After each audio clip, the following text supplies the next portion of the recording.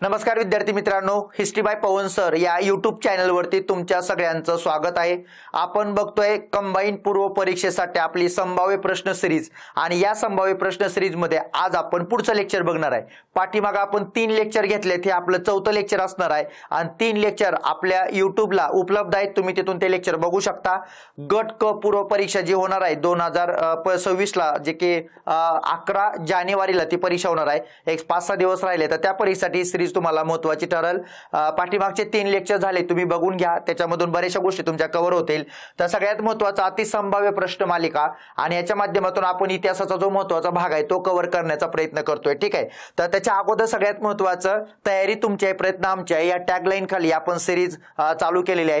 त्याच्यामध्ये आपले काही सोशल मीडिया चॅनल आहेत जे की तुम्ही फॉलो करा, त्याच्यामध्ये हिस्ट्री तुम्ही बघताय हिस्ट्री बाय पवन सर, तर ते सबस्क्राइब करून ठेवा, जे की तुम्हाला पुढच्या असणाऱ्या लेक्चरचं नोटिफिकेशन त्याच्यातून तुम्हाला समजून जाईल। आपला टेलिग्राम चॅनल बऱ्याच लोकांना सापडत नाही, @history188 असं टाका, तुम्हाला ते टेलिग्राम चॅनल तिथे मिळून जाईल।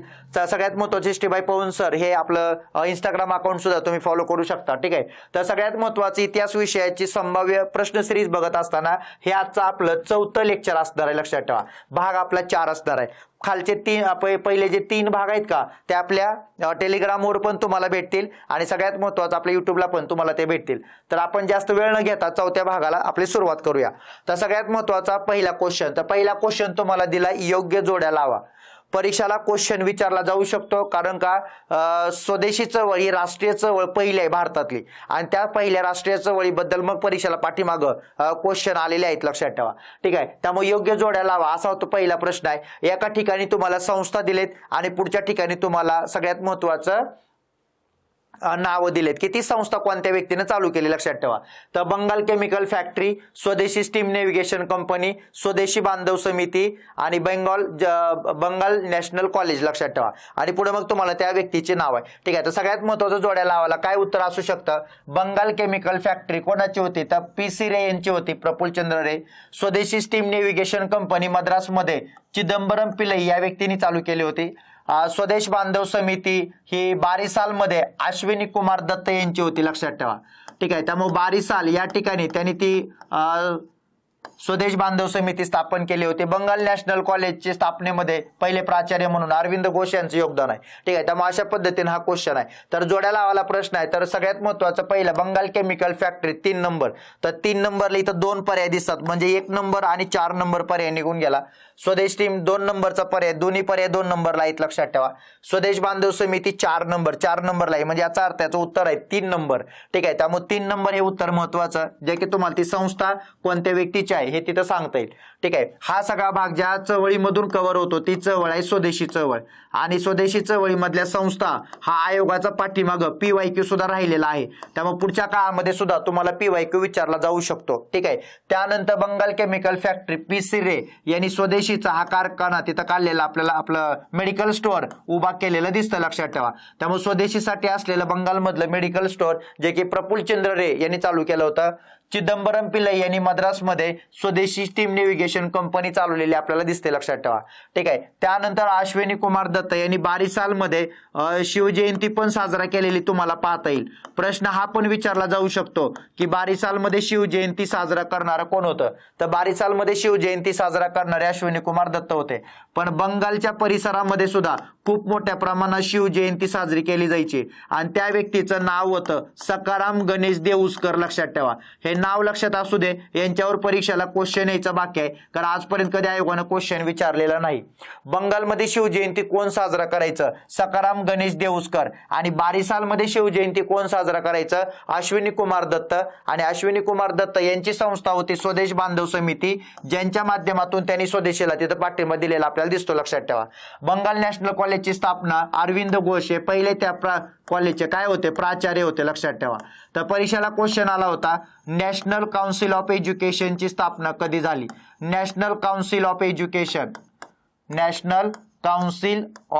एज्युकेशन ची स्थापना कधी झाली हा कंबाईनला प्रश्न आला होता आणि त्याची स्थापना झाली होती 15 ऑगस्ट 1906 ला, लक्षात ठेवा, ठीक आहे। अरविंद घोष 1906 ला त्याची स्थापना झालेली आणि सगळ्यात महत्वाचं अरविंद घोष हे त्याचे पहिले प्राचार्य होते. ठीक आहे, परीक्षेला क्वेश्चन आला होता. तर सोबत मग बंगाल नॅशनल कॉलेजच्या स्थापनेबद्दल कुणाचे योगदान होतं असा पण प्रश्न येऊ शकतो.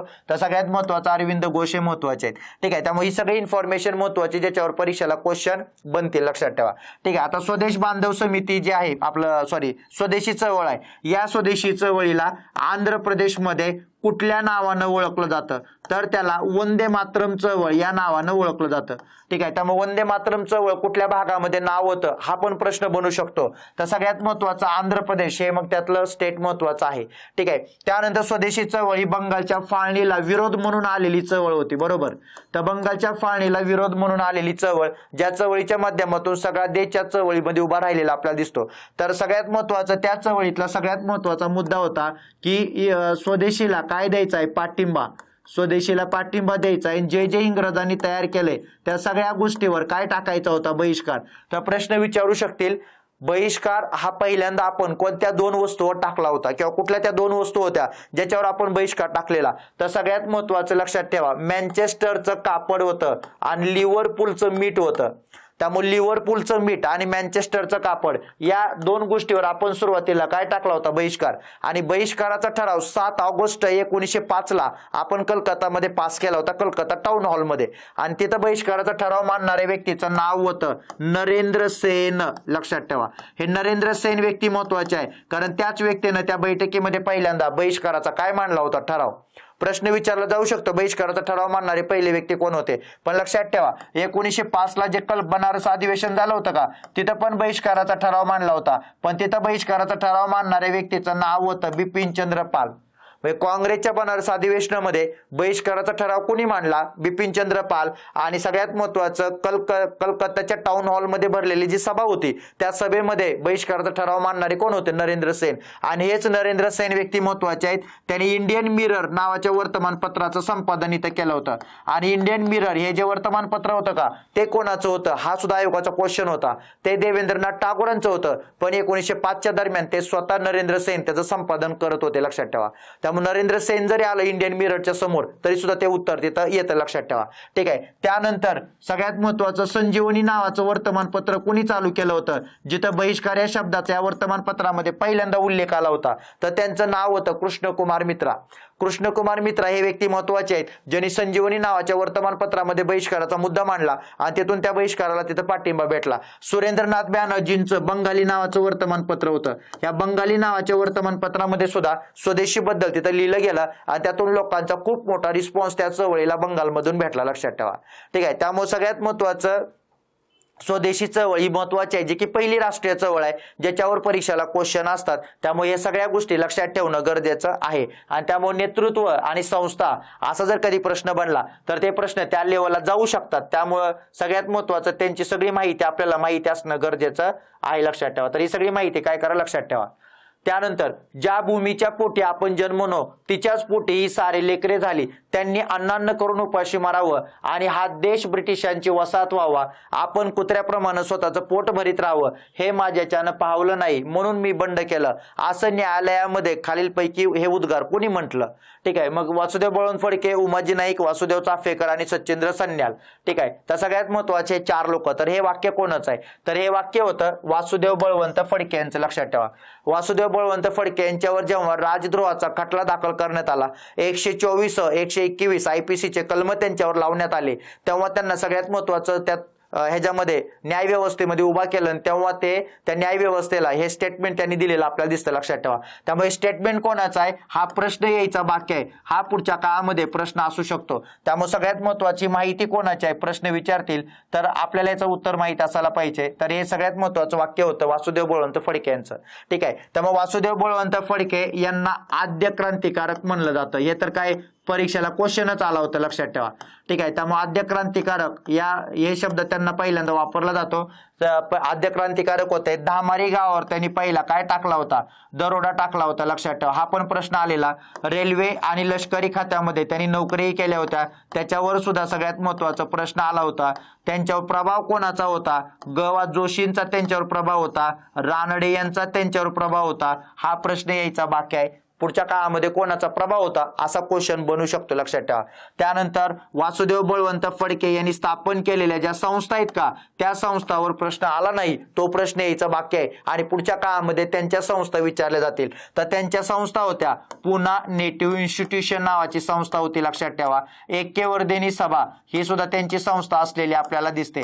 आणि पुना नेटिव्ह इन्स्टिट्यूशन ही संस्था स्थापन करायला त्यांना 2 लोकांनी मदत केली होती. त्यांची मदत ते नाव विचारलं जाऊ शकतात. तर सगळ्यात महत्वाचं वामनराव भावे हे एक महत्वाचे व्यक्ती होते, लक्षात ठेवा, ज्यांनी मदत केली होती. आणि लक्ष्मण इंदापूरकर हे नाव सुद्धा महत्वाचं आहे. तर लक्ष्मण इंदापूरकर हे नाव सुद्धा लक्षात असू द्या, ज्यांनी त्यांना मदत केली होती. तर वामनराव भावे आणि लक्ष्मण इंदापूरकर या 2 लोकांनी त्यांना ती संस्था स्थापन करायला मदत केली. पुन्हा इन्स्टिट्यूशन नेटिव्ह इन्स्टिट्यूशन ही संस्था महत्वाची आहे, प्रश्न यायचा बाकी आहे. बाकी वासुदेव बळवंत फडके यांच्यावर विचारून झालेले क्वेश्चन आहेत, पण त्यांच्या संस्था विचारतील, लक्षात ठेवा. त्यानंतर सगळ्यात महत्वाचं दत्त महात्म्यम 7000 ओव्याचा ग्रंथ लिहिला. दत्ताचे ते उपासक सुद्धा होते, लक्षात ठेवा. विश्राम बाग वाड्याला दुसरंच कोणतरी आग लावून गेलं होतं. केशव रानडे नावाच्या व्यक्तीनं ती आग लावली होती, पण सगळा आरोप मात्र वासुदेव बळवंत फडके यांच्यावर होता. आणि मग प्रश्न यायचा बाकी आहे, लक्षात ठेवा. राजद्रोहाचा खटला जेव्हा वासुदेव बळवंत फडके यांच्यावर चालवण्यात आला किंवा त्यांना मग पकडणं गरजेचं होतं आणि मग ते काही सापडू शकले नव्हते, तर प्रश्न काय विचारू शकतात तुम्हाला, वासुदेव बळवंत फडके यांना पकडण्यासाठी खालीलपैकी कुठल्या इंग्रज अधिकाऱ्याची नियुक्ती केली. तर त्या इंग्रज अधिकाऱ्याचं नाव होतं कॅप्टन डॅनियल. आणि प्रश्न हा पण यायचा बाकी आहे, तर कॅप्टन डॅनियलला कोणत्या लोकांनी मदत केली हा क्वेश्चन येऊ शकतो, लक्षात ठेवा. हा क्वेश्चन कधी आला नाही. तर कॅप्टन डॅनियलला मदत करणारे 3 लोक होते, लक्षात ठेवा. एकाचं नाव होतं क्रिस्पी, एकाचं नाव होतं फुलटन, एकाचं नाव होतं ब्रेन. क्रिस्पी, फुलटन, ब्रेन आणि डॅनियल हे इंग्रज अधिकारी खालीलपैकी कुठल्या व्यक्तीच्या बंडाशी संबंधित आहेत हा क्वेश्चन अजून यायचा बाकी आहे. आणि सगळ्यात महत्वाचं त्या इंग्रज अधिकाऱ्यांचा संबंध वासुदेव बळवंत फडके यांच्या बंडाशी आहे, ठीक आहे. त्यामुळे मग परीक्षेला क्वेश्चन विचारलं जाऊ शकतं, इंग्रज अधिकाऱ्याची नावं सांगा. तर ते इंग्रज अधिकारी महत्वाचे आहेत. डॅनियल मेन होता, कॅप्टन डॅनियल, क्रिस्पी, फुलटन आणि ब्रेन हे लोक पुढच्या काळामध्ये आयोग तुम्हाला परीक्षेमध्ये विचारलं जाऊ शकतं, ठीक आहे. त्यामुळे हे नाव लक्षात ठेवा. आणि मग सगळ्यात महत्वाचं विजापूरमध्ये एका बौद्ध विहिरामध्ये झोपलेले असताना पहाटे त्यांना अटक होते आणि त्यांच्यावर राजद्रोहाचा खटला चालवला जातो. त्या राजद्रोहाच्या खटल्यामध्ये वासुदेव बळवंत फडके यांचं वकीलपत्र 2 लोक घेतात. एक ग जोशी घेतात आणि दुसरं महादेव चिमाजी आपटे. पण त्यांना सोडवण्यासाठी त्यांना यश येत नाही, लक्षात ठेवा. आणि त्याच्यामधून मग त्यांना जन्मठेपेची शिक्षा होते. पण जन्मठेपेची शिक्षा होते हे वाक्य महत्वाचं आहे. आयोग तुम्हाला काय करेल माहिती आहे का, त्यांना फाशी दिली असं स्टेटमेंट देईल. पण आपल्याला माहित असायला पाहिजे त्यांना फाशी दिली होती का त्यांना जन्मठेप झाली होती. त्यामुळे त्यांना झाली होती जन्मठेपेची शिक्षा. आणि 1883 ला यडनच्या तुरुंगात असताना आजारी पडले, लक्षात ठेवा. तिथंच त्यांचा काय झाला होता, मृत्यू झाला होता. त्यामुळे त्यांना फाशी नव्हती दिली, त्यांना जन्मठेपेची शिक्षा दिलेली, ठीक आहे. त्यामुळे वासुदेव बळवंत फडके यांच्याबद्दल ही माहिती असू द्या. परीक्षेला क्वेश्चनच्या दृष्टिकोनातून वासुदेव बळवंत फडके महत्वाचे आहेत, कारण का आयोगाच्या अगोदर त्यांच्यावर PYQ आलेत. पण जे PYQ विचारायचे बाकी आहेत का ते पुढच्या काळामध्ये विचारलं जाऊ शकतात. त्यामुळे ती माहिती आपल्याला समजून घेणं गरजेचं आहे, ठीक आहे. त्यानंतर उमाजी नाईक हे सुद्धा सगळ्यात महत्वाचं, पुरंदरच्या भागामध्ये त्यांचा संघर्ष राहिलेला आपल्याला दिसतो, लक्षात ठेवा, ठीक आहे. त्यामुळे उमाजी नाईक सुद्धा महत्वाचे आहेत. पहिला दरोडा त्यांनी विंग गावावर टाकला होता, ठीक आहे. त्यामुळे विंग हे गाव महत्वाचं आहे. बिवरी या गाव सगळ्यात महत्वाचं, पुरंदरमध्ये बिवरी या ठिकाणी त्यांचा जन्म झालेला आपल्याला दिसतो, लक्षात ठेवा.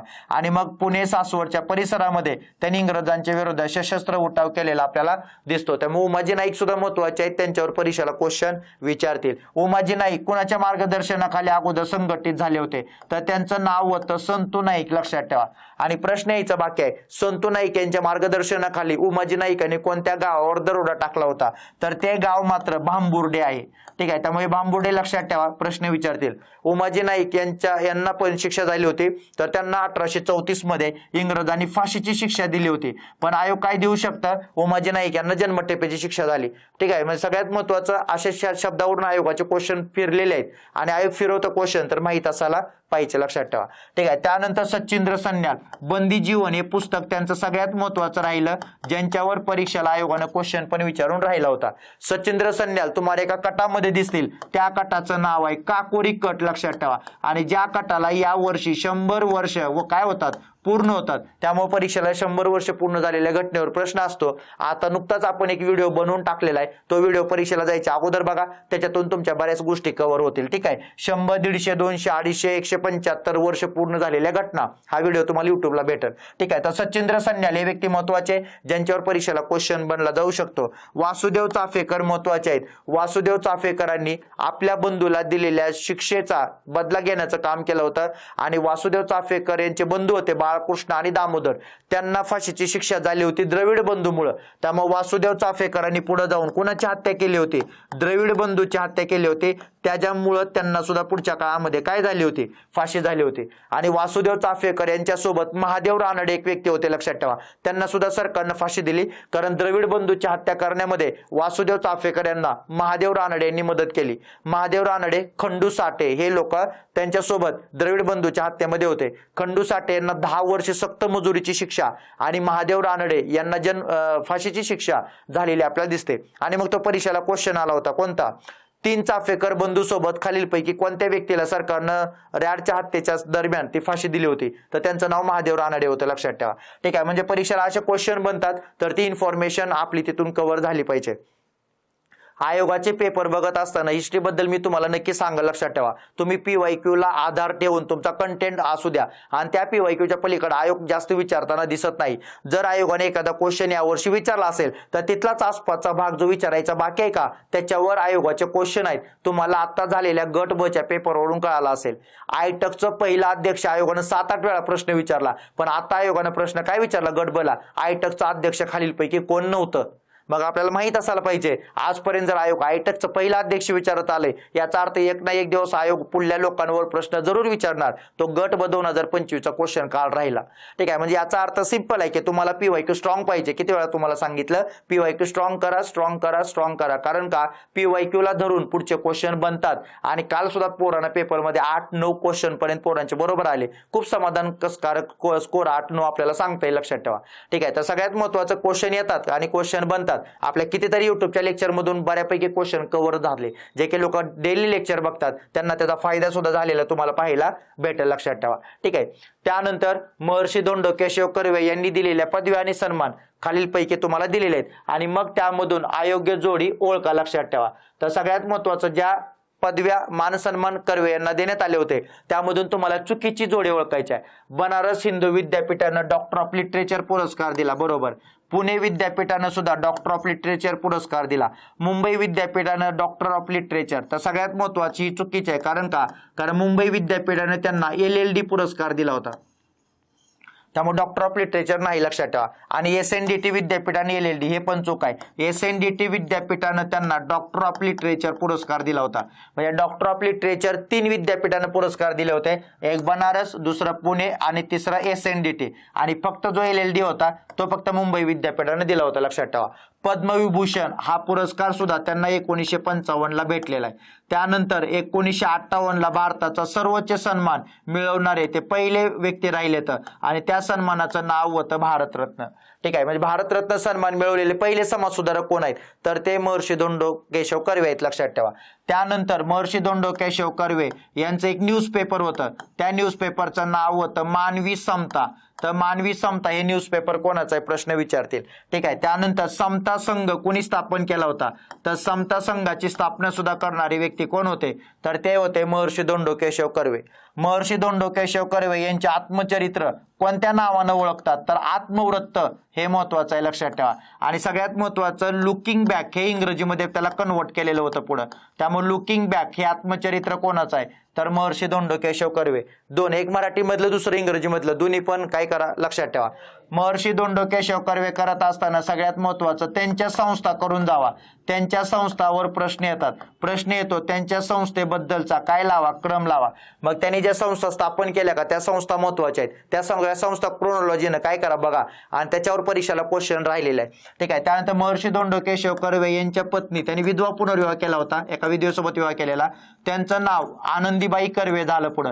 त्या शारदा सदन मधल्या पहिल्या विधवा होत्या, त्यांना आपण गोदूबाई असं म्हणतो. तर त्यांचं जे आत्मचरित्र आहे का ते महत्वाचं आहे, तिथं प्रश्न राहिलेला आहे. तर त्या आत्मचरित्राचं नाव होतं माझे पुराण. तर माझे पुराणे आत्मचरित्र कोणाचं आहे? आनंदीबाई कर्वे यांचं आहे, लक्षात ठेवा.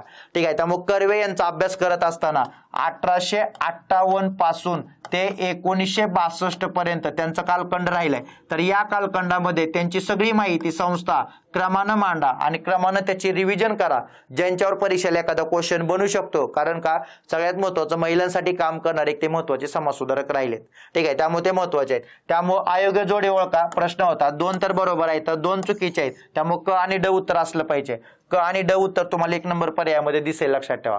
ठीक आहे. त्यामुळे महर्षी धोंडो केशव कर्वे ॲज अ समाजसुधारक म्हणून करा, परीक्षेला क्वेश्चन बनतील. ठीक आहे, जे की महत्त्वाचे आहेत. त्यानंतर गुप्त कार्य करणारे गट आणि ठिकाणं यांच्या काय लावा, जोड्या लावा. क्रांतिकार्यामध्ये हा क्वेश्चन जातो, लक्षात ठेवा. आणि गुप्त गटांवर आणि जे काही वेगवेगळे कट खटले होते त्या कट खटल्यावर एखादा क्वेश्चन असतो. ठीक आहे. तर सगळ्यात महत्त्वाचं आर्य बांधव समाज कुठं होता? आर्य बांधव समाज नागपूरला होता, लक्षात ठेवा. श्रीधर परांजपे वगैरे ते लोक, बुवा उपाध्याय वगैरे ते लोक तिथं काम करायचे. शिवाजी क्लब कुठं होता? हनुमंतराव कुलकर्णी वगैरे कोल्हापूरला काम करायचे. हनुमान क्लब कुठं होता? सातारा. ढापरे बंधूंचा क्लब होता. चाफेकर क्लब तर पुण्यात होता, लक्षात ठेवा. ठीक आहे. त्यामुळे क्लब आणि सदस्य यांच्यावर प्रश्न असतात. त्यानंतर सगळ्यात महत्त्वाचं याचं उत्तर काय, लक्षात ठेवा. 4 3 2 1 उत्तर असलं पाहिजे, 4 नंबरला आहे.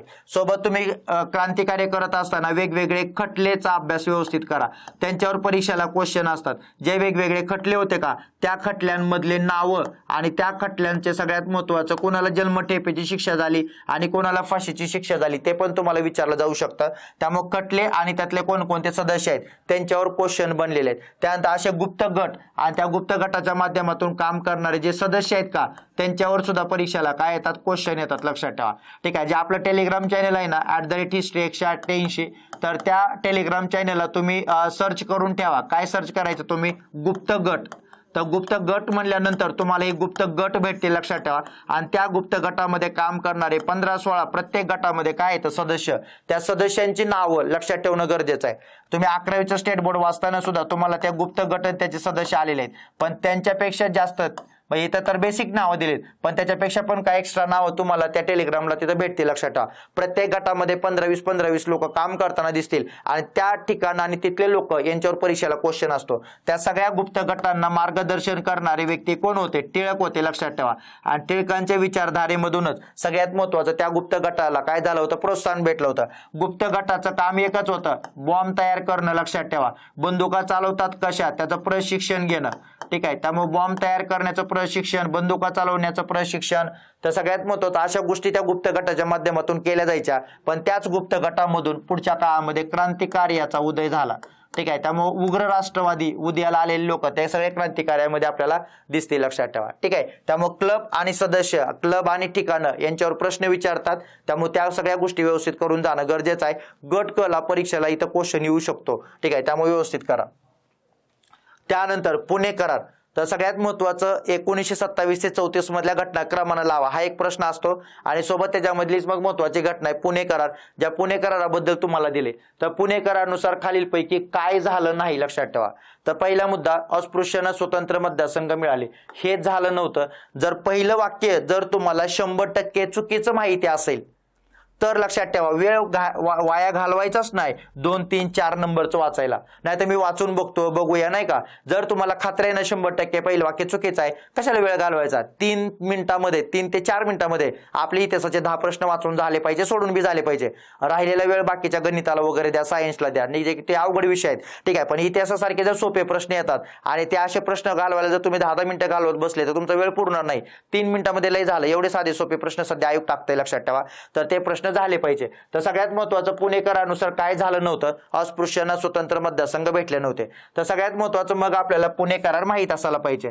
तर लक्षात आता बघा पुढचे पण विधान. केंद्रीय कायद्यामुळे 18% जागा राखीव ठेवण्याचा निर्णय झाला होता, बरोबर. अस्पृश्यांना राखीव मतदारसंघ म्हणजे सगळ्यात महत्त्वाचं काय, राखीव जागा देण्यात आल्या होत्या, बरोबर. त्यानंतर काँग्रेसच्या वतीनं मदन मोहन मालवीय यांची सही होते, ते पण बरोबर, लक्षात ठेवा. ठीक आहे. आता बघा पुणे करार पहिला महत्त्वाचा मुद्दा कोणाकोणामध्ये झाला होता, तर पुणे करार 2 लोकांमध्ये झाला होता. एक महात्मा गांधीजी आणि दुसरे डॉक्टर बाबासाहेब आंबेडकर. महात्मा गांधी आणि डॉक्टर बाबासाहेब आंबेडकर यांच्यामध्ये पुणे करार झाला.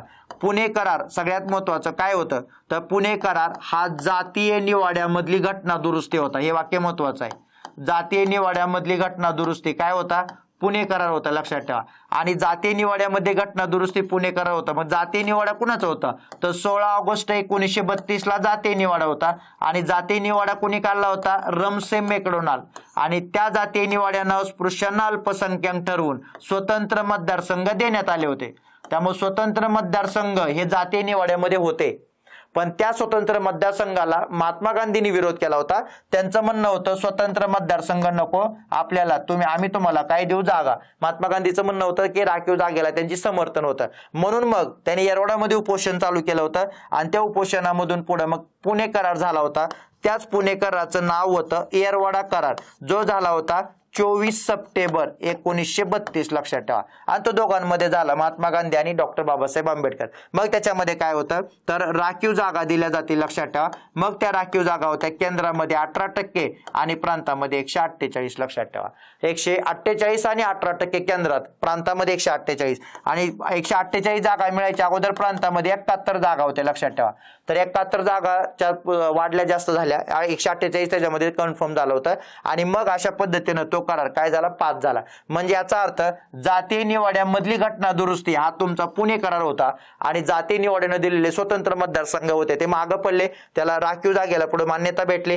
काँग्रेसच्या वतीनं मदन मोहन मालवीय यांनी सही केली. आणि डिप्रेस क्लासेसच्या वतीनं डॉक्टर बाबासाहेब आंबेडकर आणि दादासाहेब गायकवाड हे सगळ्यात महत्वाची व्यक्ती जे की डॉक्टर बाबासाहेबांसोबतचे सहकारी होते, त्यांची त्या पुणे करारावर सही होती, लक्षात ठेवा. आणि एकमत पण झालेलं आपल्याला दिसतं. आणि मग महात्मा गांधीचं उपोषण पण पुढे सुटलं. पण प्रश्न यायचा बाकी आहे, पुणे कराराचा जो ड्राफ्ट होता का तो कुणी तयार केला होता, तर लक्षात ठेवा सी राजगोपालाचारी या व्यक्तीने तो ड्राफ्ट तयार केलेला.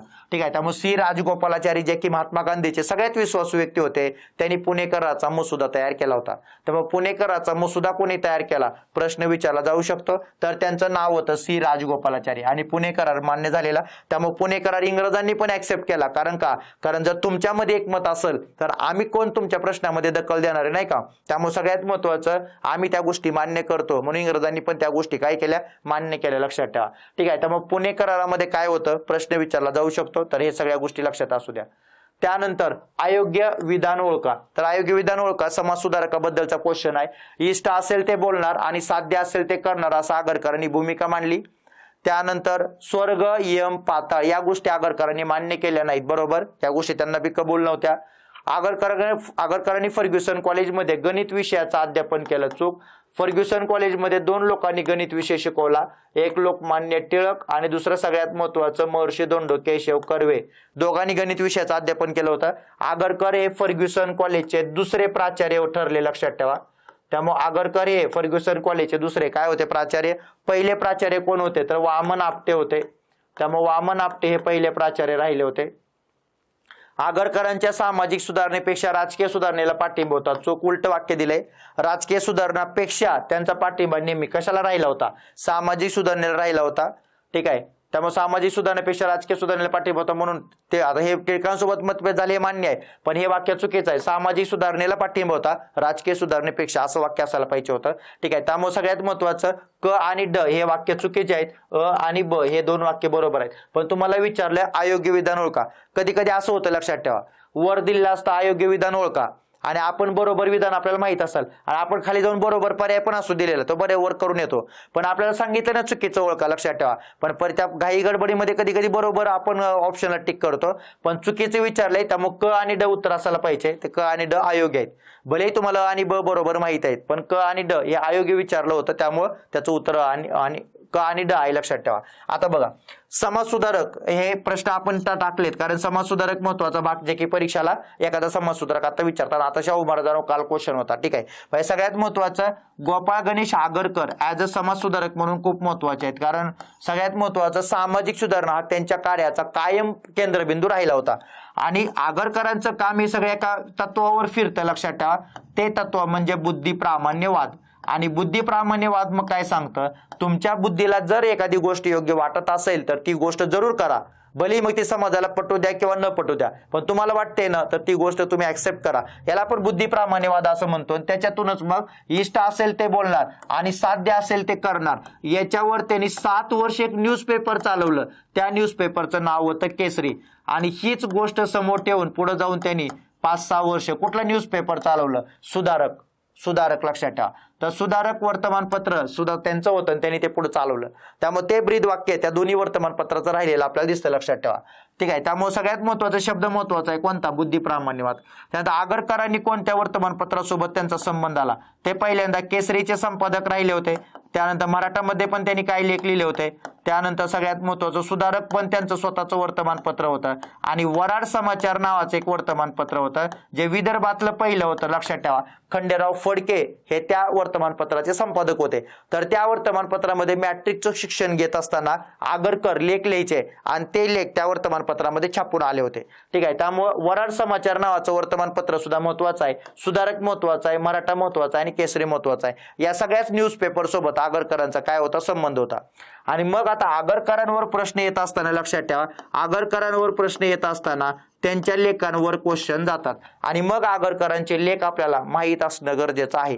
म्हणजे लक्षात ठेवा, सामाजिक सुधारणेमध्ये एकच व्यक्ती असा राहिला जो की लेखाच्या माध्यमातून सामाजिक सुधारणा करू इच्छित होता किंवा त्यांनी केले, लक्षात ठेवा. आणि ते एकमेव व्यक्ती म्हणजे आगरकर.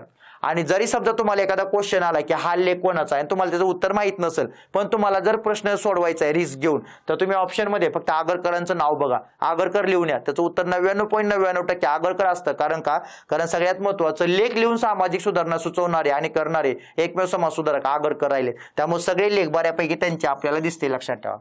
नंतर आगरकरांचा संबंध ज्या ज्या संस्थांसोबत होता त्या संस्था सुद्धा आपल्याला परीक्षेला क्वेश्चन विचारतात. मग आगरकरांचा संबंध कोणत्या संस्थेसोबत होता? 1880 ला न्यू इंग्लिश स्कूलच्या स्थापनेमध्ये त्यांचा सहभाग होता. 1881 ला त्यांनी मराठा आणि केसरी हे वर्तमानपत्र चालवले, लक्षात ठेवा. ठीक आहे. त्यामुळे ते दोन न्यूजपेपर महत्वाचे आहेत. त्यानंतर 1884 ला डेक्कन एज्युकेशन सोसायटीच्या स्थापनेत सहभाग आहे. 1885 ला फर्ग्युसन कॉलेज सोबत संबंध आहे कारण ते दुसरे प्राचार्य राहिले होते. 1887 ला त्यांचं सगळ्यात महत्वाचं काय झालं, त्यांच्यामध्ये वाद झाला. त्याने 1888 ला सुधारक काढलं, लक्षात ठेवा. त्यानंतर 1891च्या संमती वयाच्या विधेयकाला पाठिंबा राहिला आणि 1895 ला पुण्यामध्ये त्यांचं निधन झालं. त्यामुळे त्यांच्या कार्याची क्रोनॉलॉजी जर आपण बघितली तर 1880 पासून चालू होते जेव्हा ते पुण्यात येतात आणि मग पुण्यापासून मग सगळ्यात महत्वाचं 1895 पर्यंत त्यांच्या कार्यासोबत संबंध असलेल्या सगळ्या गोष्टी जे की आपल्याला परीक्षेला क्वेश्चनच्या स्वरूपात पुढे विचारतील, लक्षात ठेवा. ठीक आहे. मराठा राष्ट्रीय संघाची स्थापना 1917 मध्ये मराठा समाजात जागृती निर्माण करण्याचा प्रयत्न कुठल्या व्यक्तीने केला होता, लक्षात ठेवा. अण्णासाहेब लठ्ठे, भास्करराव जाधव, महर्षी वीरा शिंदे आणि राजर्षी शाहू महाराज. तर सगळ्यात महत्वाचं उत्तर आहे महर्षी वीरा शिंदे. महर्षी विठ्ठलरामजी शिंदे यांचा मराठा राष्ट्रीय संघ आहे, लक्षात ठेवा. ठीक आहे. म्हणजे लक्षात ठेवा हा टॉपिक कोणता आहे, तर हा टॉपिक आहे ब्राह्मणेतर चळवळ. आणि ब्राह्मणेतर चळवळीमध्ये सगळ्यात महत्वाचा प्रश्न विचारतात. ब्राह्मणेतर चळवळीतल्या वर्तमानपत्रावर काल गट बला प्रश्न होता, लक्षात ठेवा. दिनमित्र, जागृती, जागरूक, नाही का, हे वर्तमानपत्र विचारलेले जे की ब्राह्मणेतर चळवळीमध्ये किती वेळा तर आपण घेतलेले आहेत. ठीक आहे. तर सगळ्यात महत्वाचं ब्राह्मणेतर चळवळीमधली संघटना मराठा राष्ट्रीय संघ स्थापन करणारे व्यक्ती महर्षी वीरा शिंदे होते. आणि महर्षी विठ्ठलरामजी शिंदे यांनी ब्राह्मण आणि मराठा लोकांचं काम त्या संघटनेच्या माध्यमातून केलेलं आपल्याला दिसतं, लक्षात ठेवा.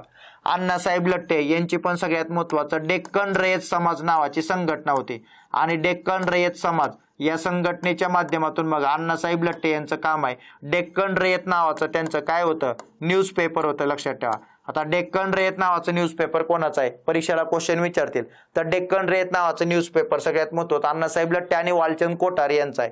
भास्करराव जाधव, घरचा पुरोहित हे पुस्तक कोणाचं आहे, तर घरचा पुरोहित हे पुस्तक भास्करराव जाधवांचं होतं. आणि भास्करराव जाधव सुद्धा सगळ्यात महत्वाचे व्यक्ती ब्राह्मणेतर चळवळीमध्ये राहिलेले आहेत. त्यानंतर राजश्री शाहू महाराजांनी सगळ्यात महत्वाचं 1918 मध्ये ऑल इंडिया मराठा लीग ही संघटना स्थापन केली होती. ऑल इंडिया मराठा लीग ही संघटना स्थापन करणारे कोण होते, शाहू महाराज होते. आणि शाहू महाराजांनी भास्करराव जाधवांना त्या संघटनेच्या माध्यमातून मराठ्यांना स्वतंत्र मतदारसंघ द्या म्हणून कुठं पाठवलं होतं, इंग्लंडला. पण मराठ्यांना स्वतंत्र मतदारसंघ भेटू शकले नव्हते, पण शाहू महाराजांनी सगळ्यात महत्वाचं पाठवलेलं. आता बघा काल जी गट ब परीक्षा झाली का त्याला शाहू महाराज यांच्यावर प्रश्न होता. शाहू महाराजांनी केलेल्या सुधारणा ज्यांच्यावर परीक्षेला क्वेश्चन आलेला आपल्याला दिसतो. आणि मग शाहू महाराजांच्या सुधारणा कोणत्या होत्या, तर त्यांनी आपल्या संस्थानामध्ये विधवा पुनर्विवाहाचा कायदा केला, लक्षात ठेवा. आता विधवा पुनर्विवाहाचा जो कायदा केला का त्याच्या अगोदर 1916 ला विठ्ठलभाई पटेलांनी पटेल बिल मांडलं होतं आणि हे पटेल बिल विधवा पुनर्विवाहासाठी होतं, लक्षात ठेवा. तर मग विधवा पुनर्विवाहासाठी असलेलं जे पटेल बिल होतं का ते मुंबईच्या विधिमंडळामध्ये तो कायदा पास झाला होता. आणि कोल्हापूर पहिलं संस्थान राहिलं ज्यांनी तो कायदा काय केला, लागू केला, लक्षात ठेवा. तो परीक्षेला क्वेश्चन होता. त्यामुळे सगळ्यात महत्त्वाचं विधवा पुनर्विवाह. शिक्षणाबद्दल पण आपण बघितलं, प्राथमिक शिक्षण सक्तीचं आणि मोफत करा. यासाठी सुद्धा सगळ्यात महत्त्वाचं आपल्या संस्थानामध्ये पहिली शाळा चालू करणारे संस्थानिक होते शाहू महाराज. चिपरी पेठा या ठिकाणी त्यांनी शाळा चालू केली होती. त्यानंतर सगळ्यात महत्त्वाचं विधवा पुनर्विवाह, प्राथमिक शिक्षण आणि अशा त्यांच्या काही विचारल्या होत्या सुधारणा. त्यामुळे त्या सुधारणा करणारं कोल्हापूर हे पहिलं संस्थान दिसतं ज्यांच्यावर परीक्षेला क्वेश्चन आलेला. ठीक आहे. त्यामुळं शाहू महाराजांची माहिती बघत असताना त्यांच्या सगळ्या गोष्टी बघून जाणं गरजेचं आहे जिथं परीक्षेला क्वेश्चन येतात, लक्षात ठेवा. तर 1918 ऑल इंडिया मराठा लीग ही संस्था महत्वाची ज्यांच्यावर परीक्षेला क्वेश्चन येऊ शकतो आणि या संस्थेच्या माध्यमातून शाहू महाराजांनी भास्करराव जाधवांना पाठवलं होतं कुठं, इंग्लंडला, लक्षात ठेवा. नंतर शाहू महाराजांनीच वर्तमानपत्रासाठी काय पुरवला होता, पैसा. आणि पैसा पुरवल्यानंतर त्यांनी मग ते वर्तमानपत्र काय केले होते, चालू केले होते. ब्राह्मणेतर चळवळीमधले वर्तमानपत्र महत्वाचे आहेत, क्वेश्चन विचारला जाऊ शकतो, लक्षात ठेवा. ठीक आहे. त्यानंतर रंग आणि रक्ताने भारतीय पण विचार, अभिरुची, आवड निवड तयार करण्याची योजना खालीलपैकी कोणत्या अहवालात किंवा कायद्यात होते.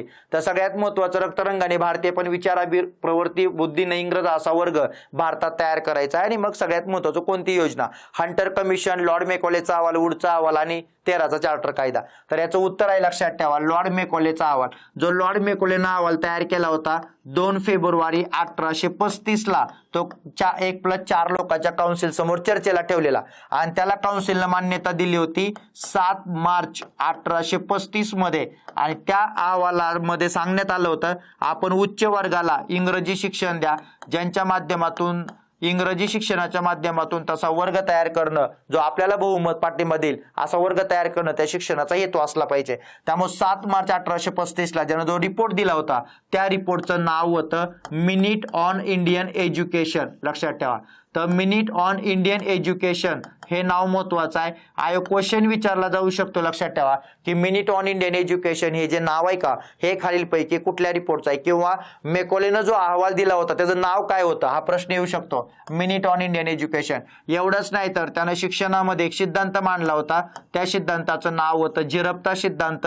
आणि या सिद्धांतावर पुढे जाऊन चार्ल्स वुडनं आणि महात्मा फुले यांनी मात्र टीका केली होती, लक्षात ठेवा. चार्ल्स वुड आणि महात्मा फुले यांनी जिरप्ता सिद्धांत नाकारलेला आहे, कारण त्याच्यामध्ये जो उच्च वर्गीय शिक्षणाचा जो संबंध होता का इंग्रजी शिक्षणाचा त्याला मात्र विरोध होता. त्यांचं म्हणणं होतं प्राथमिक लेवलचं शिक्षण इंग्रजीमध्ये नसून मातृभाषेमध्ये असलं पाहिजे आणि आपण सर्वसामान्य लोकांच्या शिक्षणाचा विचार करायला पाहिजे. फक्त उच्च वर्गाला शिक्षण देऊन चालणार नाही, सर्वसामान्य लोकांमध्ये पण आपण शिक्षणाचा प्रसार करावा असं या लोकांचं म्हणणं होतं. म्हणून मग त्यांनी लॉर्ड मेकॉलेचा जिरप्ता सिद्धांत नाकारलेला आपल्याला दिसतो. आणि त्या मेकॉलेचा तो अहवाल सादर करताना वाक्य होतं रक्त आणि रंगाने आम्हाला भारतीय चालतील, पण वर्ण, विचार, अभिरुची, आवड निवड ही पाश्चिमात्य लोकांसारखी पाहिजे, असे लोक एज्युकेशन सिस्टीम मधून तयार झाले पाहिजे असं म्हणणं मेकॉलेचं होतं. आणि मग तो आयोगाचा PYQ राहिला होता कोणत्या दिवसापासून भारतामध्ये इंग्रजी शिक्षण आलं. तर आयोगानं डेट विचारली होती, डेट महत्वाची आहे, 7 मार्च 1835. परीक्षेला क्वेश्चन विचारतील, ठीक आहे. त्यानंतर हंटर कमिशनचं कार्यक्षेत्र प्राथमिक शिक्षण होतं, हंटर कमिशनचं कार्यक्षेत्र माध्यमिक शिक्षण होतं, लक्षात ठेवा. आणि चार्ल्स वुडनं सांगितलेलं जे काम आहे का ते कुठपर्यंत पोहोचलंय ते सुद्धा त्यांना बघायचं होतं.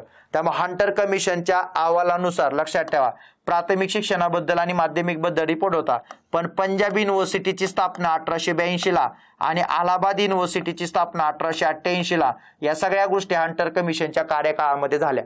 हंटर कमिशननं बौद्धिक शिक्षण, शारीरिक शिक्षणाला जास्त महत्त्व दिलं, त्यामुळे बौद्धिक आणि शारीरिक शिक्षण सुद्धा महत्त्वाचं आहे असं हंटर कमिशनच्या तरतुदी आपल्याला दिसतील, लक्षात ठेवा.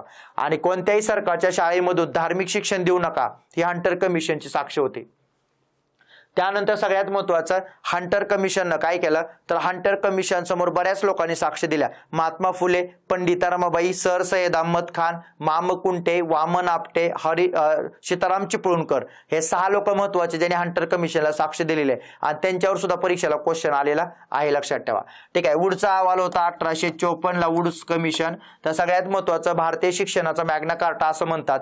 भारतामध्ये लंडन विद्यापीठाच्या धर्तीवर विद्यापीठ कोणी सुचवले होते, चार्ल्स वुडनं, लक्षात ठेवा. आणि सगळ्यात महत्वाचं लोकशिक्षण विभाग प्रत्येक प्रांतामध्ये स्थापन करा असं सुद्धा कोण म्हणलं होतं, चार्ल्स वुड. पण एक प्रश्न यायचा बाकी आहे, तो आपल्याला असू शकतो, वूडच्या कलित्यानुसार मुंबई विद्यापीठाची स्थापना झाली, पण मुंबई विद्यापीठाचे पहिले कुलगुरू कोण होते हा प्रश्न आला नाही. हा प्रश्न पुढच्या काळामध्ये येऊ शकतो, लक्षात ठेवा. मुंबई विद्यापीठाचे पहिले कुलगुरू होते सर विल्यम यार्डले.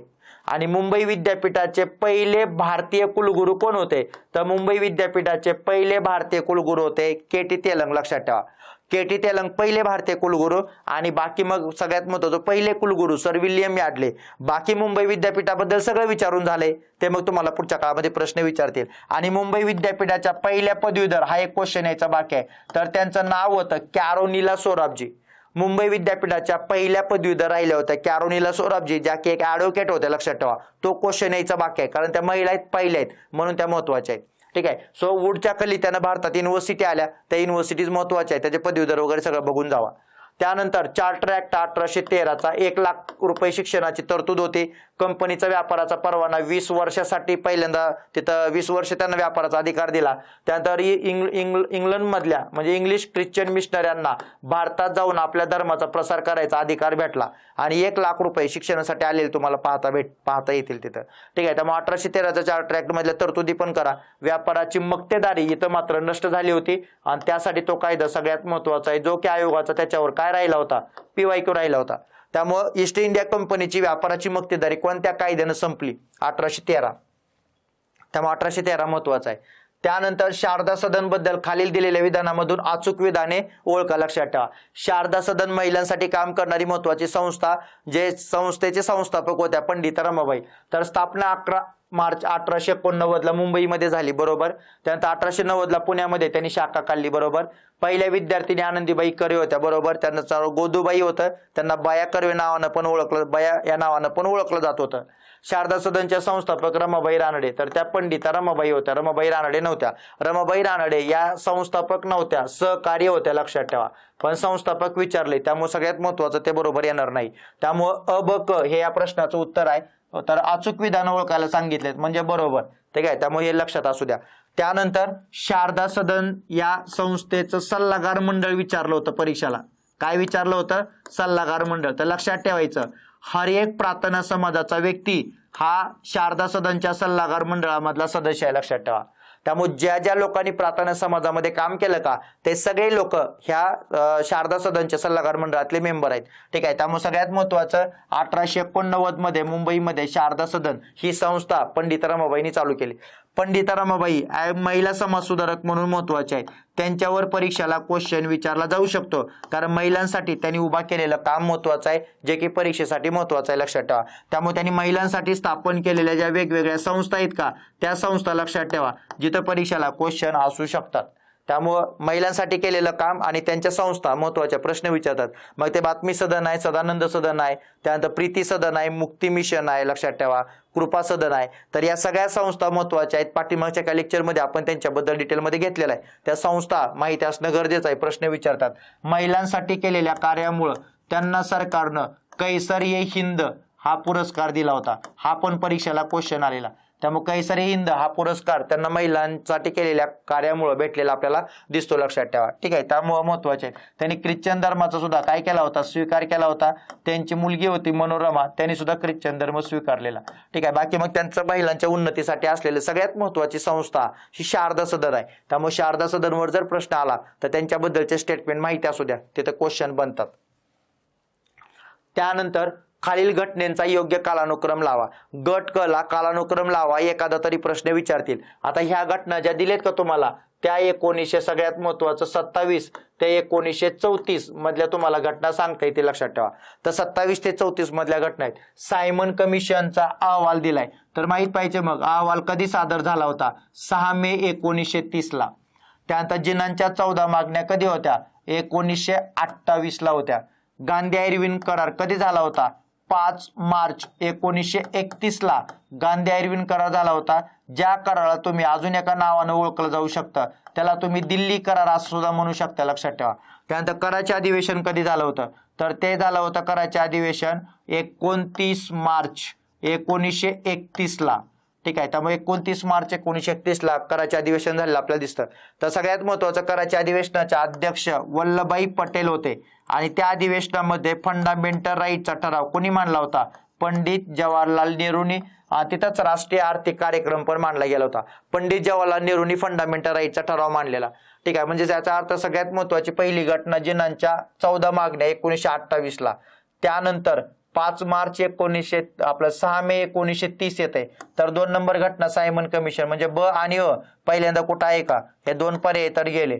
तर सगळ्यात महत्वाचा हा पण गेला. 2 नंबर पर्याय त्याचं उत्तर आहे. 3 नंबर घटना ग 5 मार्च आणि नंतर मग 4 नंबर ड लक्षात ठेवा. ठीक आहे, म्हणजे अशा पद्धतीने 2 नंबर हे त्या प्रश्नाचं उत्तर आहे. पण 1927 ते 1934 आणि सगळ्यात महत्वाचे 1937 ते 1947 मधल्या घटना क्रोनॉलॉजी लावून ठेवा. एखादा तरी प्रश्न तुम्हाला क्रम लावामध्ये असतो. आपल्या नोट्समध्ये तुम्हाला त्या घटनेचा क्रम लावून ऑलरेडी दिलेला लक्षात ठेवा. त्या क्रम लावाच्या गोष्टी सगळ्यात महत्वाचं लक्षात असू द्या.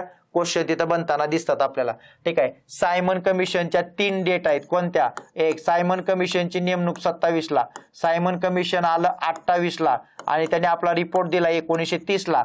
पण सायमन कमिशनला आपल्या सगळ्या लोकांनी विरोध केला, कारण त्याच्यामध्ये एकही सदस्य कोण नव्हता, भारतीय नव्हता. जिनांच्या 14 मागण्या हे जिनांचं पॉलिटिकल तत्वज्ञान आहे, जे त्याने 28 ला मांडलं. गांधी-इर्विन करारानुसार ठरलं की महात्मा गांधींनी सविनय कायदेभंगाची चळवळ स्थगित करावी आणि सेकंड राऊंड टेबल कॉन्फरन्सला यावं. सेकंड राऊंड टेबल कॉन्फरन्सला येण्यासाठी झालेला करार होता गांधी-इर्विन करार. परीक्षेला क्वेश्चन होता, गांधी-इर्विन करारानं काय साध्य झालं? गांधी-इर्विन करारानं एकच साध्य झालं की महात्मा गांधींनी कुठे यावं? राऊंड टेबलला यावं. त्यानंतर कराचे अधिवेशन, त्या गांधी-इर्विन कराराला काँग्रेसच्या कोणत्या अधिवेशनात मान्यता मिळाली? कराच्या अधिवेशनात. तर कराचे अधिवेशन महत्वाचं आहे. अध्यक्ष वल्लभभाई पटेल होते. ठराव पंडित जवाहरलाल नेहरूंनी मांडला होता 29 मार्चला. काल सुद्धा कंबाईनचा पेपर झाला. आयोगानं 1887च्या मद्रास अधिवेशनाचे अध्यक्ष विचारले. बदरुद्दीन तय्यबजी हे पहिले मुस्लिम व्यक्ती त्या अधिवेशनाचे अध्यक्ष होते. काल प्रश्न होता, लक्षात ठेवा. अधिवेशन अध्यक्ष एखादा प्रश्न असतो तर व्यवस्थित करून जाणं आपल्याला जमलं पाहिजे, लक्षात ठेवा ते. ठीक आहे, त्यामुळे अशा पद्धतीने या सगळ्या गोष्टी. आणि मग सगळ्यात महत्वाचं क्रम लावा. 2 टप्प्यातल्या घटना बघा, एखादा तरी परीक्षेला क्वेश्चन असतो. ठीक आहे, त्यानंतर हे सगळं सांगण्याच्या अगोदर तुम्हाला एक छोटी सूचना सांगेल. काय? आता बघा, तुमची गट क ची परीक्षा आहे, बरोबर. आणि गट क ची परीक्षा कधी होणार आहे? तर सगळ्यात महत्वाचा 11 जानेवारीला परीक्षा होणार आहे. त्यासाठी सगळ्यात महत्वाचं आपण एक फ्री बॅच ठेवलेली आहे. ज्या बॅचला तुम्हाला ऍडमिशन घेण्यासाठी एकही रुपये द्यायची गरज नाही. आपलं ऍप्लिकेशन डाउनलोड करा प्ले स्टोर वरून. ऍप्लिकेशनचं नाव आहे हिस्ट्री बाय पवन सर, लक्षात ठेवा. ठीक आहे, त्यामुळे हिस्ट्री बाय पवन सर हे ऍप्लिकेशन डाउनलोड करा आणि या ऍप्लिकेशन मध्ये मग तुम्ही कंबाईनचं फोल्डर आहे, त्या फोल्डर मध्ये जाऊन तुम्ही गट क साठी पूर्वसाठी असलेली जी काय 1 डे रिव्हिजन बॅच आहे आपली. कोणती बॅच आहे? 1 डे रिव्हिजन बॅच. ही 1 डे रिव्हिजन बॅच त्या ऍपवर तुम्हाला फ्री ठेवलेली आहे. तिथं जवळपास 17-15-17च्या आसपास लेक्चर आहेत त्या, आणि सोबत तिथं तुम्हाला नोट्स पण दिल्या आहे. ती नोट्स म्हणजे 1 डेची क्रक्सची नोट्स आहे, लक्षात ठेवा. क्रक्स आहे त्याच्यामध्ये सगळा डाटा. तर ती नोट डाउनलोड करा आणि सोबत येणाऱ्या पूर्व परीक्षेसाठी ते लेक्चर व्यवस्थित बघा. गेल्या वर्षी जी गट क ची 1 डे झाली होती का, त्याला 10 प्रश्न होते इतिहासाचे. 10 पैकी 10 प्रश्न आपल्या नोट्स मधून होते, लक्षात ठेवा. ठीक आहे, त्यामुळे 10च्या 10 प्रश्न नोट्स मधून कव्हर झालेले. तर आता तुम्हाला ती फ्री ठेवली आहे. फ्री का ठेवली ती का तुम्हाला लक्षात ठेवा. तर बऱ्याचशा लोकांना समस्या म्हणजे प्रश्न पण असेल की का फ्री ठेवली. आता काय झालं होतं, 4 तारखेला बऱ्याचशा लोकांची व्हॅलिडिटी संपली होती. मग बऱ्याचशा मुलांचे मेसेज होते की सर आम्हाला परत व्हॅलिडिटी वाढवा. मग व्हॅलिडिटी वाढवण्यापेक्षा काय केलं, सगळ्यांनाच म्हणलं की शेवटचे 5 दिवस तुम्ही रिव्हिजन करा. तुम्हाला रिव्हिजनसाठी आता परत तुम्ही इतिहास सगळा वाचलाय, रिव्हिजनची गरज आहे, त्यासाठी परत कुठे बॅच घेत बसता. त्यामुळे ती बॅच सगळ्यांसाठी ओपन केली, लक्षात ठेवा. आणि सगळ्यात महत्त्वाचं जास्तीत जास्त मार्क आले पाहिजे, 10 पैकी 10 सगळे कव्हर झाले पाहिजे क्वेश्चन. त्यासाठी ती बॅच तुम्हाला ऍपवर दिलेली आहे. आपल्या मित्रांना पण सांगा, बऱ्याचशा लोकांना माहित नसेल. बऱ्याचशा गरजू मुलं असतात की ज्यांना बॅच करता येत नाही, ते पैसे पण नसतात, तेवढे 299 रुपये फी आहे त्या बॅचचे. ठीक आहे, पण पैसे नसतात, पण ते आता करायचं आहे मला गट क साठी, नाही का. तर फ्री मध्ये आहे, मोफत मध्ये आहे. हिस्ट्री बाय पवन सर हे ऍप्लिकेशन काय करा, डाउनलोड करा आणि त्याच्यामध्ये तुम्ही ती बॅच बघा. आणि ऍप्लिकेशन डाउनलोड करताना तिथं 5 स्टारचं रेटिंग पण द्या, तेवढं तरी करा, लक्षात ठेवा, नाही का, आपल्यासाठी. तर सगळ्यात महत्त्वाचं ते 5 स्टारचं रेटिंग द्या आणि त्याच्यामध्ये कमेंट बॉक्समध्ये एक चांगली कमेंट पण करा की मला ती ऑनलाईन साठी पुढे जाऊन मदत करेल, लक्षात ठेवा. ठीक आहे, तर सगळ्यात महत्त्वाची ही बॅच तुम्ही बघू शकता गट कला. पण हे विसरू नका, कमेंट करणं आणि 5 स्टार रेटिंग देणं. 1 सेकंद लागतंय, पण ते करा, लक्षात ठेवा. ठीक आहे, तर सगळ्यात महत्त्वाची हिस्ट्री बाय पवन सर या ऍप्लिकेशनवरती बॅच बघा. आणि गट क साठी सुद्धा तुम्हाला जास्तीत जास्त मार्क त्या बॅच मधून भेटतील. 10 पैकी 10च आले पाहिजे आणि येतात, कारण सगळं तिथं कव्हर करून दिलेलं आहे, लक्षात ठेवा. ठीक आहे, तर सगळ्यात महत्वाचं पुढचा क्वेश्चन, तर खालील दुष्काळ आयोग आणि त्यांच्या नियुक्तीनुसार कालानुक्रमाने लावा. गेल्या वर्षी प्रश्न होता ना दुष्काळ आयोगावर, बरं एक नव्हते, गेल्या वर्षी किती प्रश्न होते दुष्काळ आयोगावर? 2. त्यामुळे ते 2 प्रश्न तुम्हाला इथून गेल्या वर्षी विचारले होते, गट कला होते ते प्रश्न. ठीक आहे, म्हणून हा प्रश्न का टाकला की दुष्काळ आयोग जर गेल्या वर्षी विचारला जाऊ शकतं, तर प्रश्न पडत असा पण येऊ शकतो, क्रम लावा त्याचा. म्हणून 4 दुष्काळ आयोग तुम्हाला दिले: मॅकडोनल कमिशन, लॉयल आयोग, जे कॅम्पबेल आयोग आणि स्ट्रॅची आयोग. लक्षात ठेवा. तर सगळ्यात महत्वाचं मॅकडोनल आयोग कधी होता? 1900 साली होता. लॉयल कमिशन 1897 ला होतं. स्ट्रॅची कमिशन सगळ्यात महत्वाचं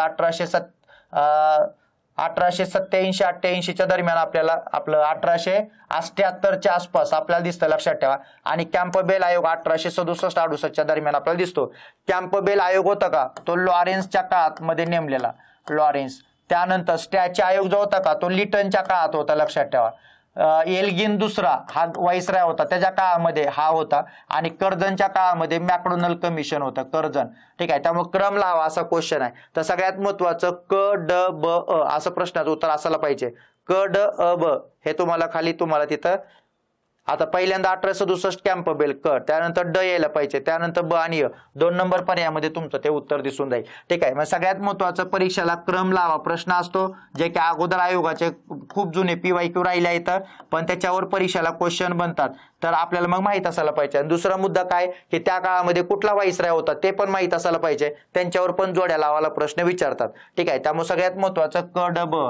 त्यानंतर स्मिथ कमिशन होतं पहिलं दुष्काळासाठी नेमलेलं. स्मिथ कमिशन 1860-61च्या दरम्यान होतं, पण तेव्हा मात्र व्हाईसरॉय कोण होता? तर तेव्हा मात्र व्हाईसरॉय कॅनिंग होता. लक्षात ठेवा. हा एक कमिशन होता दुष्काळासाठी. आणि अजून एक वुडहेड आयोग होता दुष्काळासाठी, जो 1946 ला होता. तेव्हा मात्र वेवेल हे भारताचे काय होते? व्हाईसरॉय होते. त्यामुळे 1946 ला आपल्याला तुम्हाला ते दिसेल. लक्षात ठेवा. 1946 आणि वेवेल हे दोन्ही लक्षात ठेवा. मग हे 4 आणि हे 2 असे टोटल दुष्काळासाठी किती कमिशन होते? 6. ज्यांच्या पलीकडे क्वेश्चन जाणार नाही, 6च कमिशन आहेत, व्यवस्थित करून जायचं. लक्षात ठेवा. त्यानंतर महात्मा फुले यांच्या सार्वजनिक सत्यधर्म या पुस्तकाबद्दल अचूक विधानं निवडा. तर महात्मा फुले यांच्या सार्वजनिक सत्यधर्म हे त्यांच्या मृत्यूनंतर प्रकाशित झालेलं पुस्तक होतं. तर तिथं मग स्टेटमेंट दिलेत आणि त्यातून तुम्हाला बरोबर विधान ओळखायचं आहे. हा ग्रंथ लिहिताना महात्मा फुले यांना पक्षाघाताचा आजार झाला, बरोबर लिहिता येत नव्हतं. हा ग्रंथ म्हणजे मानवी स्वातंत्र्याचा जाहीरनामा होता, बरोबर. या ग्रंथाची प्रस्तावना विश्राम गोले यांनी दिली होती, बरोबर. आणि या पुस्तकाला बायबल असं महर्षी वीरा शिंदे म्हणले होते, बरोबर. हे 4ही वाक्य बरोबर आहेत, म्हणून त्याचं उत्तर आहे अ ब क ड, बरोबर. तर समाजसुधारक म्हणून महत्वाचे समाजसुधारक महात्मा फुले. आणि मग महात्मा फुले ॲज अ समाजसुधारक म्हणून त्यांच्यावर प्रश्न विचारतात. पण सगळ्यात महत्वाचं सत्यशोधक समाज त्यांचा व्यवस्थित करून जावा, ज्याच्यावर परीक्षेला क्वेश्चन असतात. आणि सत्यशोधक समाजावर गेल्या वर्षी गट कला प्रश्न होता. जलसा हे जे की सत्यशोधक समाजाचा प्रसार जलसेच्या माध्यमातून सातारा भागात करणारे कोण होते? हा प्रश्न होता. म्हणून तुम्हाला इथं महात्मा फुले यांच्या ग्रंथावर प्रश्न टाकला. सत्यशोधक समाज करा. महात्मा फुले यांचे जे वेगवेगळे ग्रंथ आहेत का ते व्यवस्थित करा, ज्यांच्यावर परीक्षेला क्वेश्चन येतो. ठीक आहे. मग शेतकऱ्यांचा आसूड असेल, त्यानंतर इशारा असेल, त्यानंतर सत्सार भाग 1 असेल, त्यात अस्पृश्यांची कैफियत असेल, सार्वजनिक सत्यधर्म असेल, गुलामगिरी असेल, ब्राह्मणांचे कसब असेल, हे सगळे पुस्तकं त्यांचे महत्वाचे आहेत, ज्या पुस्तकावर परीक्षेला क्वेश्चन येतात. आणि त्यातलं मग त्यांच्या मृत्यूनंतर पब्लिश झालेलं पुस्तक आहे कोणतं? सार्वजनिक सत्यधर्म. याच पुस्तकामधून त्यांनी हंटर कमिशनवर काय केले होते? टीका केली होती. लक्षात ठेवा. त्यामुळे हंटर कमिशनवर जी टीका झाली होती ती याच पुस्तकामध्ये त्यांनी केलेली आपल्याला दिसते. आणि त्या पुस्तकाबद्दलचं मग सगळी माहिती आपल्याला इथं तुम्हाला दिलेली आहे. त्यामुळे ते सगळे ग्रंथ त्यांचे आणि त्यांचं सगळ्यात महत्वाचं सत्यशोधक समाज, ज्यांच्यावर परीक्षेला क्वेश्चन बनतात. ठीक आहे. तर अशा पद्धतीनं आपला हा आजचं लेक्चर 4. अजून आपण 3 ते 4 लेक्चर घेऊ गट क पर्यंत, शनिवारपर्यंत, ज्याचा तुम्हाला रिव्हिजनसाठी फायदा होईल. आणि गट क च्या पेपरला समोर ठेवूनच पुढचे लेक्चर बनवतोय. त्यामुळे पुढचे लेक्चर नक्की बघा. गट क चे पाठीमागचे 2-3 वर्षाचे पेपर पण तुमचे त्याच्या अँगलनं ते सगळे क्वेश्चन काय होतील? कव्हर होतील. लेक्चर आवडलं सबस्क्राईब करा. आपल्या मित्रांना सुद्धा सगळ्यात महत्वाचं ते लेक्चर पाठवा, त्यांची सुद्धा त्या लेक्चरच्या माध्यमातून तयारी होईल. आणि सगळ्यात महत्वाचं ती 1 डे बॅच बद्दल ऍप्लिकेशन डाउनलोड करा. तिथं जाऊन ती बॅच बघा. ती बॅच तुम्हाला मोफत असणार आहे. शनिवारपर्यंत त्याचा कालावधी असेल. ठीक आहे. धन्यवाद.